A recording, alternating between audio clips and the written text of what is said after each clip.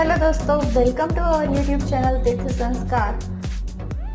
તારે લોકો જે કાકાબળિયા દાદાના જે માનતાઓ લઈને આવે છે, દાદા જેના દુઃખ મટાડે, આપણે એની આગળ વાત કરીએ તો કાકાબળિયા દાદા વર્ષો પહેલા દાદાની ખાવી બહુ જ નાની હતી અને સિંદૂર પણ લગાડેલો નહોતો. ઘણા વર્ષથી દાદા પણ પીપળાના થડમાં જ બેઠેલા છે ને એવું પણ કહેવાય છે કે કનાડ ગામના બ્રાહ્મણો એ દાદાને પણ કાકાબળિયા દાદાને પણ સાથે જ લાવેલા છે. ગુજરાતની અંદર જે કાકાબળિયા દાદા કહેવાય એ રાજસ્થાનની અંદર ખાટુ શ્યામ તરીકે પૂજાય છે અને અહીંયા પણ દાદાનું મસ્તક પૂજાય, જ્યાં પણ દાદાનું મસ્તક જ બધે પૂજાય છે. આપણા વડવાઓ એમ કહે છે પાણીયારે દાદાને પૂજતા, આપણી માવું આપણા બહેનું એ પાણીયારે દાદાનો નાગલા અને લીમડાનું તોરણ, કુલર અને નાગ દોરતા અને એ રીતના આપણા વડવાઓ પણ આપણા પૂજતા. અને અહીંયા પણ દાદાની ખાંભી દર વર્ષે 100 વધે છે. જ્યારે 2008 ની અંદર અમારા જે બાપુજી હતા, જે ભક્તિરામદાસ બાપુ દેવ થઈ ગયા મંદિરની પહેલા એ પૂજા કરતા, પણ પહેલા એવું કહી ગયેલા કે આ દાદાની ખાંભી કોઈ સાધારણ નથી. એક ચોખ્ખો વધે છે. એક સમય એવો આવશે કે દાદાનું ખૂબ ચારે તરફ કેસ પધરાય અને લોકો ઘરે બેઠા માનતા રાખશે ને ગોતતા ગોતતા આવશે અને એનો સમય થયો એટલે દાદાનું ખૂબ ચારે તરફ દેશ પથરાણું. અને આજ તમે બધ કનાડ ક્યાં આવ્યું તમે કોઈ ભાળ્યું નહોતું, દાદા ક્યાં છે એ પણ તમે ભાળ્યું નહોતું, પણ જે તમે વિડીયોના માધ્યમથી તમે કોઈ માનતા રાખીને દાદાએ તમારું બધાનું હાવડ્યું, તમારું દુઃખ મટાડ્યું છે. અને આજ તમે દાદાને ગોતતા ગોતતા કનાડ ગામના આવે કાકાબળિયા દાદા મંદિરે આવ્યા છો. તો બધાને જય કાકાબળિયા દાદા, જય દ્વારકાધીશ, જય કાળભૈરવ દાદા.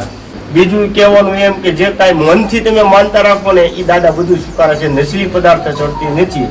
અહીંયા કોઈને એવું પણ કહેવામાં આવતું નથી કે તમે આ માનતા લ્યો. અહીંયા કોઈ સાંભળતા માનતા પણ અમે નથી આપતા.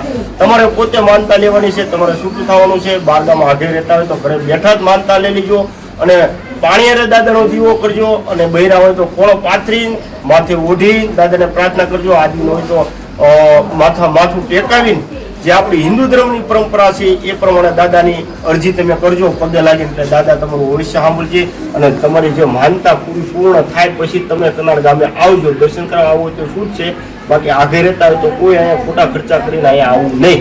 દ્વારકાધીશ પણ આપણે ડાકોર ને દ્વારકાની જેમ એ દ્વારકાધીશનું પ્રાચીન નથી, પુરાતન હતું બહુ વર્ષો પહેલા. મુગલ સામ્રાજ્યની અંદર એ દાદાનું મંદિર મોગલોએ તોડી નાખ્યું અને વર્ષો સુધી દાદા ડટાયેલા રહ્યા.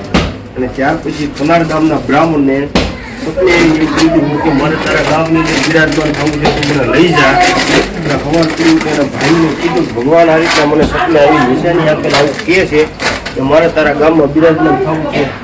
એટલે કે આવા ભાઈ આપણા ક્યાંથી? અને પછી હળી મળીને ઘોડાને ગાડાને જ્યાં ભગવાને નિશાની આપી હતી ત્યાં જઈને ખોજ્યું તો દ્વારકાધીશની મૂર્તિ નીકળી. ત્યાર પછી ભીની પછીડીએ પગપાળા ઘોડા પગે દ્વારકાધીશને અહીંયા લાવ્યા. ગૌમૂત્ર ગંગાજળનો છટકારો કરતા કરતા અને ત્યાર પછી આ દ્વારકાધીશનું મંદિર બંધાવ્યું. અને જોડનાથ મહાદેવ આ એમ બાજુમાં જોડનાથ છે એવું કહેવાય કે પેલા ઓટલો છે અને ત્યાર પછી મહાદેવનું પણ મંદિર બનાવ્યું વિધિપૂર્વક, બીજી લિંગ પધરાવી એટલે જોડનાથ છે. ત્યાર પછી સમય જતા થઈ જેવું દ્વારકાધીશનું મંદિર તો બંધાવ્યું, પણ સમય જતા દ્વારકાધીશની મૂર્તિ મંદિરમાંથી અદ્રશ્ય થવા મળી. ભગવાન વિયા જાય પણ બ્રાહ્મણ આવીને જોવે તો ભગવાનનું સિંહાસન ખાલી હોય, મૂર્તિ મંદિરમાં હોય નહીં, ગોતે તો જડે નહીં. અને ત્યાર પછી રાતે પાછા બ્રાહ્મણ પૂવે એટલે ભગવાન સપને આવે. સપને આવીને એવું કહે કે હું આ ડુંગરમાં છું, આ જગ્યાએ તું મને લઈ જાય. એટલે સવાર પડે એટલે નિશાની આપી ત્યાં જાય તો ભગવાનની મૂર્તિ હોય. ત્યાંથી પાછા બ્રાહ્મણો લાવે અને વિધિપૂર્વક પાછા મંદિરમાં સ્થાપના કરે.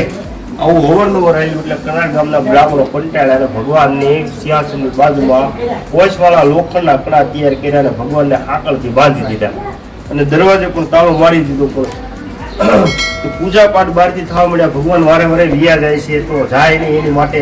પણ સમય જતા પાછા દ્વારકાધીશની મૂર્તિ અદૃશ્ય થઈને ભગવાન વિયાઈ ગયા. એટલે બ્રાહ્મણો બહુ આશ્ચર્યમાં પડ્યા અને બહુ ચિંતન કરવા મળ્યા કે હવે આનું શું કરવું? હવે તો દરવાજા તાળા માર્યા, ભગવાનને આકળે બાંધ્યા. પણ રાત પડીને બ્રાહ્મણને પાછા સપને આવ્યા. બ્રાહ્મણને કીધું હું આ જગ્યાએ તું મને લઈ જા. પણ ત્યારે બ્રાહ્મણો કંટાળી પ્રભુને એવી પ્રાર્થના કરી કે પ્રભુ તમારી લીલા હું છે સમજાતી નથી. પેલા તમે એવું કહો છો કે હું વર્ષોથી આ જગ્યાએ ડટાયેલો છું, તું મને આવી લઈ જા અને તારા ગામમાં મંદિર બંધાય. જ્યારે તમે કે રહેતા નથી મંદિરમાં તો હવે અમારી માટે એવી કૃપા કરો કે આનું કોઈ નિવારણ અમને રસ્તો બતાવો કે હવે તમે આજીવન આ મંદિરમાંથી જાઓ નહીં.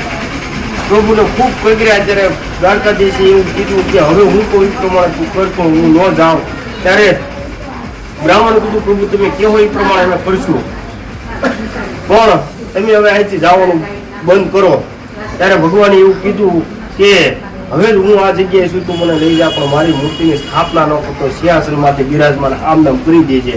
અને બીજું એવું કીધું શ્રાવણ વદ આઈટમ એટલે ગોકુળ આઈટમ જન્માષ્ટમીના દિવસે મારી મૂર્તિને ઉચકાવીને બહાર લાવી પંચામૃતથી સ્નાન કરાવી ઘીનો લેપ લગાડીને ફરી વખત સિંહાસન માંથી બિરાજમાન કરજે. હું વિવો જાઉં છું એટલે વર્ષમાં તારે એક વખત તો મને બહાર લાવવો પડે, અને તો હું મંદિરમાં રહું. તો બ્રાહ્મણો એના વચને બંધાણા અને ભગવાન પણ એના વચને બંધાણા કે આવું કરશું એટલે હું જાય છે. એટલે બ્રાહ્મણો જ્યાં ભગવાન હતા ત્યાંથી લાવી સિંહાસન માંથી મૂર્તિની સ્થાપના ન કરી આમના બિરાજમાન કરી દીધી. ત્યાર પછી ભગવાન જાતા બંધ થઈ ગયા, અને સિંહાસનની બાજુમાં બે બાજુ લોખંડના કડા હતા ભગવાનને બાંધતા, એ પણ ભગવાન જાતા બંધ થયા એટલે કડાય પછી બાંધતા નહીં. પણ જયારે 2001ની સાલની અંદર આ મંદિરનો જીર્ણોદ્ધાર થયો એ વખતે આ મંદિરનું સમારકામ કર્યું ત્યારે એ કડા પણ કાઢી નાખ્યા. વરસાદી રૂપના કડા પણ હતા, અને હાલ પણ આ પરંપરા ચાલી આવે છે કે આઠમના દિવસે ભગવાનને મંદિરમાંથી બહાર લાવી છે અને પંચામૃતથી સ્નાન કરાવી છે. હાલ પણ એક પરંપરા હાલી આવે છે. દાદાની મૂર્તિ સ્થાપિત નથી, તમે જુઓ હેઠે પણ આસન છે. આવી રીતના કોઈ જગ્યા પર કનાર ગામની અંદર છે આ મૂર્તિ સ્થાપિત નથી, છતાં હરતી ફરતી મૂર્તિ છે, છતાં ચેતન છે. અને જેમ ખાટુ શ્યામની અંદર શ્યામ અને ખાટુ શ્યામ એમ છે, એમ અહીંયા પણ ત્યાં ખાટુ શ્યામ છે, છેક સાવરિયા છે, અહીંયા પણ એમ જ છે કે શ્યામ છે અને ખાટુ શ્યામ પણ છે. ત્યાં તમે જે કઈ દાદાને પ્રાર્થના કરો છો એ અહીંયા આવીને તમારી તકલીફની પ્રાર્થના કરી દેવાની, એટલે દાદા અવશ્ય સાંભળશે. જય કાકા બળિયા દાદા. બધાને જય કાકા બળિયા દાદા, જય દ્વારકાધીશ, જય કાળ ભૈરવ દાદા.